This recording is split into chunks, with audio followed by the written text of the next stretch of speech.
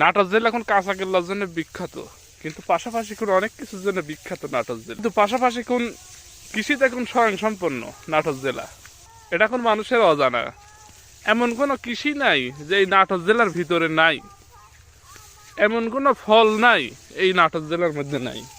প্রত্যেকটা ফল ফলাদি এই নাটোর জেলার মধ্যে আছে। এ টু জেড সব কিছু পাওয়া যায় নাটোরে। তাই আমাদের নাটোরটা অনেক সুন্দর।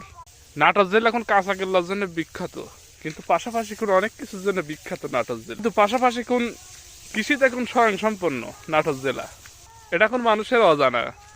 এমন কোনো কৃষি নাই যে এই নাটোর জেলার ভিতরে নাই, এমন কোনো ফল নাই এই নাটোর জেলার মধ্যে নাই।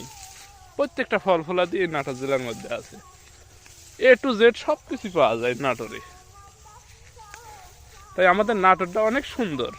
নাটোর জেলা এখন কাঁচা কেল্লার জন্য বিখ্যাত।